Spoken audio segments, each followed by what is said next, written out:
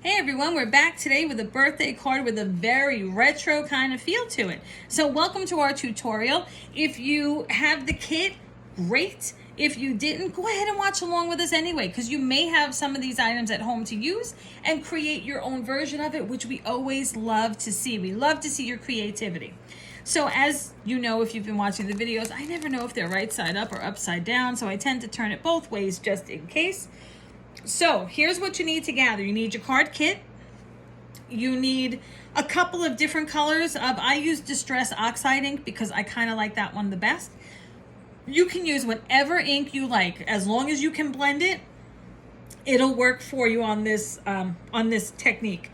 So you've got, I did 3 colors here. I want to say this was probably spun sugar, dried marigold, and maybe salvage patina, but that doesn't look so salvage, but that might have been salvage patina. You can use anything you want. I used 3 colors because that's what we were using in the store and I wanted to keep it consistent, but you can use as many or as few colors as you want. This is a super simple technique, but it does take a little bit of time to get the card going. So as simple as the card really is, it does take a little more time than it looks. It's a little deceiving. Excuse me, not a lot of time, but it does take some. So you're going to gather up your inks and let's see what we have here. You're also going to need some dries clear glue, and you're going to need that for the happy birthday. Now you'll see here your happy birthday is here. So you'll have to pop out any, chads or things that are left in there that you need to. And you'll need a very fine tip to get this on there. Now, again, when you attach these two, and you can do that at the start, that way it has time to dry. When you attach these two, use the fine tip and do places that are a little bit bigger, like the happy in there. That's got some wider spots. There's a little bit of a wider spot here, not so much the rest. So that fine tip and dries clear liquid adhesive is going to come in really handy. And if I didn't mention it, I probably did. At the store, we use the Barely Arts dries clear glue. Once you've got that done, pop it over, smooth it out, make sure it's on there just right. And if not, don't worry. It just makes a little bit of a shadow. And you see that happened on my sample a little bit. I don't know if you can see that or if it's blurry, I apologize. But if you look at the happy, you can see that the black's sticking out a little bit. That's fine, it just became a shadow for it. Nothing I can do about it. And actually, I kind of liked it better that way. So, glue yours however you want, but again, a dries clear glue. Art glitter glue dries clear will work just as well if that's what you have at home. If you don't have either, go ahead on to licraftstop.com. Craft Stop is one word. Stop, S-T-O-P, not shop. And go ahead and throw some in your cart there. So you've got your happy birthday, which we've just taken care of and glued. You've got your white piece, right, that we're going to use. You've got this handy little doodad, which we're going to use next. You have your orange sheet. You have your card base. This is going to be a top fold card, so it will be away from you. And you have your envelope. We're not dealing with the card base or the envelope right now, and to be honest, we're not going to deal with the orange either. So here's what we're going to do. I highly recommend you do this on a piece of plastic.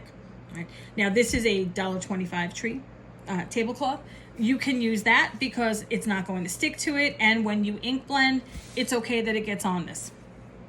You can use an old top like the plastic for a Cricut mat. You can use a glass mat. You can use anything you want to that will allow you to kind of lift this and ink and, be okay with it. Directly on a table or on paper, like a piece of grid paper, is not the best thing for this because of these strips here, because they're adhesive. You can, it's just might be a little more challenging to take it off for you. So what you're going to do is it's so simple. You are going to take this die and you're going to pop out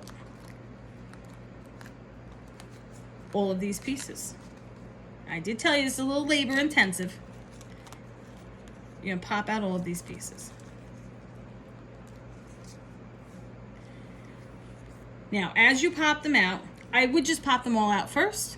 If you want to pop them out though, because you like the bigger ones and you want to lay them out one at a time, that's fine, whatever works for you. Once you decide to lay them out though, take the backing off. So it'll be the blue side up, the back is the white. Take the backing off. This is a stencil vinyl. So all I did was run a die through my Big Shot or my Gemini, one of the two, with a die over it with the stencil vinyl. And that's how I got this. Take this up, pop it wherever you want. I'm sorry, I'm off camera. Take another one, pop it wherever you want. And you're just going to continue to build like that. Now, I would pull these out down, like you would any other die cut, because if you pull it up, it might take some things off that you don't want. I would always save the smaller pieces for last so I can fill in. But all you're doing is making some kind of random design. Now, maybe you don't want a random design. Maybe you want to be more efficient with your design than I was. Maybe you want to recreate this stencil here. You want diagonal line, that fine, do whatever you want. I didn't. It was kind of an experiment because another thing didn't work out and I tried this and like, oh, it's kind of roller rinky from my days of my youth. So that's what I did. So once I had all these down, what you're going to do is now you're going to ink. If you don't know about inking or ink blending, there is a video about ink blending on the site. So at this point, you're going to time mark where you are in this, and you're going to stop it, and you're going to go to the ink blending tutorial that we have on the site, and you're going to watch that before you do any kind of ink blending. So once you do that, go ahead and come back. And isn't that the beauty of video? I always recommend watching the whole way through first and then going back and watching whatever you need and pausing, rewinding while you make your card. But in this case, I'm going to encourage you, once you are finished building your card with this, go on over to that ink blending tutorial if you need it and start blending your card and ink blending your card right over these. Don't take these off, right over them. And if you do know how to ink blend, great. Pause this, go ahead, ink blend, pick whatever colors you want, go ahead and do it, and then come on back. So I'm going to give a minute. Remember to timestamp. Got it. All right, welcome back, because I'm going to assume you're back. So you've done all of this. This is all inked. Now what you're going to do is you're going to take off your blue strips. Be mindful that you may have put some like this. So you don't want to pull this off first because this one is on top of it. So just a little reminder of that, and I'm reminding you because I, of course, did it. It didn't work out so well. So go ahead and rip all that off. And what you are down to then is the design that I have inked. And every time you do it, it's going to be different. Unless you're very symmetrical and methodical with what you did, it's going to be very different every time. The colors you use are going to make it different every time. Take your orange sheet. And again, I'm not building this and doing the inking because we don't have many of these cards left, and I want to be sure that we have enough to sell if somebody wants it, rather than me just making another sample, because once the kits are gone, they're gone. So we have no more of it. We've moved on to other kits, so I don't want to waste any. So I would attach these two. I would take my card base. Again, it's a top fold, so the fold is away from you. Attach it, and again, I'm using my Dries Clear glue for all of this, but at this point, if you want to use a tape runner, go right ahead. And you, I'm sure, will do a much better job at centering it when you're actually making the card than I am here. Take your happy birthday, put it wherever you want. I kind of liked it down here. You can put it up there, you can put it in the middle, do it sideways, on a diagonal, whatever you want to do, because it's your card. So I hope that this was fun for you and something new that you haven't tried before. If you tried it with a different die and some stencil vinyl, let us know. Show us on the Facebook site. Our Facebook group is Scrapbooking Stuff Group, and we love to see your creativity there. Whether you followed this card exactly or whether you made it your own, we love to see the creativity. So show us what you did. Don't forget to subscribe to the channel and click that bell so that you know when we've uploaded other videos.